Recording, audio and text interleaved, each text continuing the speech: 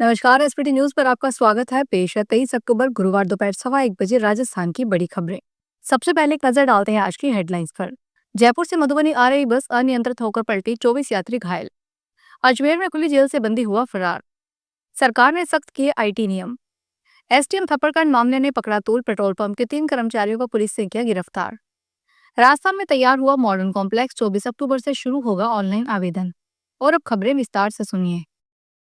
राजस्थान के जयपुर से बिहार की मधुबनी जा रही एक यात्री बस यूपी के कुशीनगर में बड़े हादसे का शिकार हो गई। कुशीनगर में बस अनियंत्रित होकर पलट गई। जानकारी के मुताबिक यह हादसा बिहार बॉर्डर से महज 500 मीटर पहले सलेमगढ़ फोरलेन पर बहादुरपुर चौकी के पास हुआ। इस हादसे में करीब 24 यात्री घायल हो गए। घायलों को आनन फानन में नजदीकी अस्पताल में भर्ती करवाया गया है। 2 यात्रियों की हालत काफी गंभीर बताई जा रही है। घायल यात्रियों ने बताया कि बस में क्षमता से ज्यादा यात्रियों को बिठाया गया था, इस कारण से बस अनियंत्रित होकर पलट गई। अजमेर की सेंट्रल जेल के अधीनस्थ खुली जेल में हत्या के मामले में आजीवन कारावास की सजा भुगत रहे बंदी के फरार होने का मामला सामने आया है। अगस्त 2022 को बंदी को न्यायालय द्वारा सजा सुनाई गई थी। जेल अधीक्षक के निर्देश पर खुली जेल के प्रभारी की ओर से मुकदमा दर्ज करवाया गया है।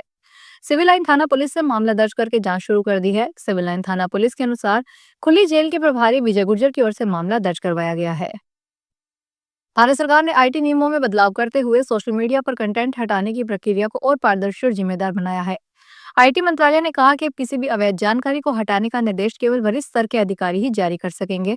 इसके साथ ही हर आदेश में स्पष्ट कारण और कानूनी आधार का उल्लेख करना जरूरी होगा। इन बदलावों का मुख्य उद्देश्य कंटेंट हटाने की प्रक्रिया में पारदर्शिता, जवाबदेही और कानूनी सटीकता को बढ़ाना है। भीलवाड़ा जिले के जसवंतपुरा इलाके में आरएएस अधिकारी और पेट्रोल पंप कर्मचारियों के विवाद मामले में अपडेट सामने आया है। इस मामले में पेट्रोल पंप के 3 कर्मचारियों को गिरफ्तार किया गया है। मंगलवार को प्रतापगढ़ एसडीएम छोटूलाल शर्मा की पेट्रोल पंप के एक साथ कर्मचारी के साथ बहस हो गई। गाड़ी में सीएनजी भरने को लेकर बहस के बाद हाथापाई हुई। पेट्रोल पंप के सीसीटीवी फुटेज के मुताबिक एसडीएम और कर्मचारी आपस में भिड़ते हुए नजर आ रहे हैं। राजस्थान के छोटे उद्यमियों के लिए खुशखबरी है। अब उन्हें उद्योग शुरू करने के लिए बड़ी जमीन या भारी पूंजी की आवश्यकता नहीं पड़ेगी। प्रदेश का पहला प्लग एंड प्ले कॉन्सेप्ट अब वास्तविक रूप में सामने आ चुका है। जयपुर के सीतापुरा में स्थित इस अत्याधुनिक फैक्ट्री कॉम्प्लेक्स में उद्यमियों को एक रेडी टू मूव स्पेस मिलेगा, जहां वे बिना किसी अतिरिक्त प्रयास के पहले दिन से अपना कारोबार शुरू कर सकेंगे।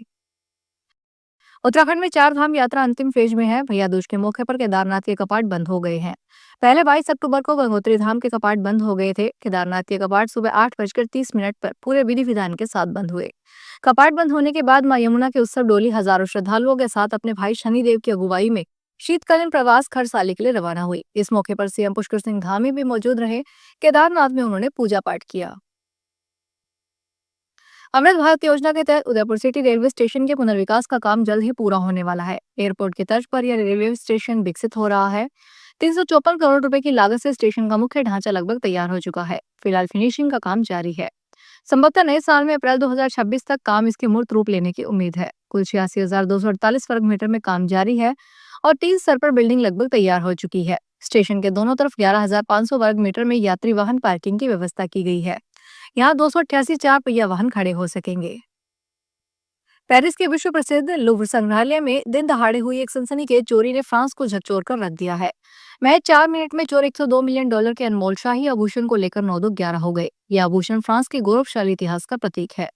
नीलम पन्ना और हीरे से जड़े ये आभूषण अब शायद कभी भी न मिले, क्योंकि विशेषज्ञों का मानना है कि चोर इन्हें तोड़कर गुपचुप तरीके से बेच सकते हैं। यह चोरी महज एक आर्थिक नुकसान नहीं, बल्कि फ्रांस की राष्ट्रीय धरोहर पर गहरा आघात है।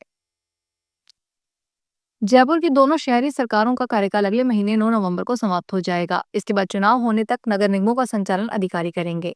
माना जा रहा है कि राज्य सरकार शहरी सरकारों की जिम्मेदारी संभागीय आयुक्त को सौंप सकती है। सूत्रों के अनुसार इस संबंध में फाइल सरकार स्तर पर चलती है और अगले सप्ताह तक आदेश जारी होने की संभावना है। पार्षदों के न होने से राशन कार्ड में संशोधन, मूल निवास, जाति प्रमाण पत्र, आय प्रमाण पत्र, आईटी और पुलिस सत्यापन जैसे कार्य प्रभावित होंगे।